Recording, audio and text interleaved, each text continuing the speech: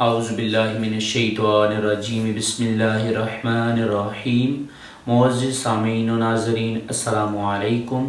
میں آپ کو اپنے چینل میں خوش آمدید کہتا ہوں۔ اگر ابھی تک آپ نے میرے چینل کو سبسکرائب نہیں کیا تو میرے چینل کو سبسکرائب کر دیں اور بیل آئیکن پر کلک کر دیں تاکہ میرے آنے والی ہر نئی ویڈیو بروقت آپ تک پہنچ سکے۔ اکثر لوگوں کو اس مسئلہ کے بارے میں پتہ نہیں ہوتا اور وہ کنفیوز بھی ہوتے ہیں کہ جب جماعت کے ساتھ نماز پڑھ رہے ہوں تو جو رکعت رہ جاتی ہیں ان کو کس طرح ادا کریں۔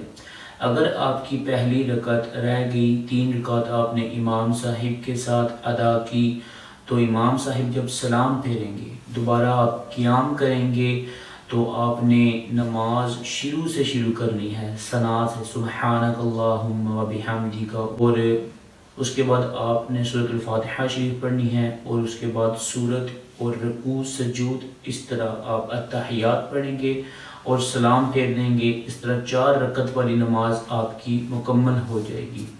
یہاں پر 2 باتوں کو آپ ذہن میں رکھیں کہ جو رکعت آپ کی رہ گئی تعداد کے اعتبار سے دیکھیں کہ آپ کی کون سی رکعت رہتی ہے، پہلی رکعت رہتی ہے، دوسری، تیسری، کون سی رکعت رہتی ہے، کیونکہ فرضوں کی تیسری اور چوتھی رکعت میں الحمد شریف صرف پڑھی جاتی ہے، اس کے علاوہ کچھ بھی نہیں پڑھا جاتا۔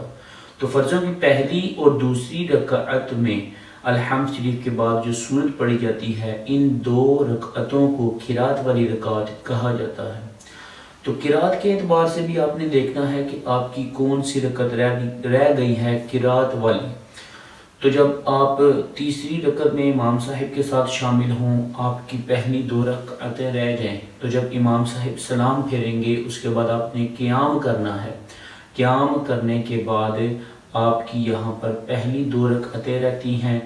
تعداد کے اعتبار سے تو آپ کی یہ تیسری رکعت ہے، کیونکہ امام صاحب کے ساتھ آپ نے 2 رکعتیں ادا کی، تعداد کے اعتبار سے آپ کی یہ اب تیسری رکعت ہے۔ تو فرضوں کی تیسری رکعت میں ویسے الحمد شریف پڑھی جاتی ہے، الحمد شریف کے علاوہ کچھ بھی نہیں پڑھا جاتا، مگر یہاں پر تعداد کے اعتبار سے آپ کی تیسری رکعت ہے اور قرات کے اعتبار سے آپ کی پہلی اور دوسری رکعت رہ گئی ہے۔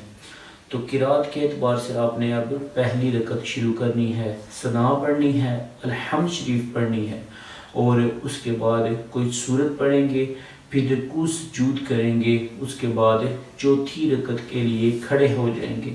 جو آپ کی پہلی 2 رکعتیں رہ گئی تھی اس میں آپ نے 1 رکعت ادا کر لی اور چوتھی رکعت جو آپ نے پڑھنی ہے اس میں آپ نے الحمد شریف پڑھنی ہے اور سورت پڑھنی ہے کوئی، اس کے بعد رکوع سجود اور اس کے بعد آپ نے التحیات اور پھر سلام پھیر دیں گے۔ یہ طریقہ ہے کہ اگر کوئی رکعتیں آپ گرا جاتی ہیں اس طرح آپ نے نماز ادا کرنی ہے۔ اگر کسی بھائی کو اس مسئلہ کے بارے میں سمجھ نہیں آئی تو مجھے کمنٹ میں ضرور بتائیے گا۔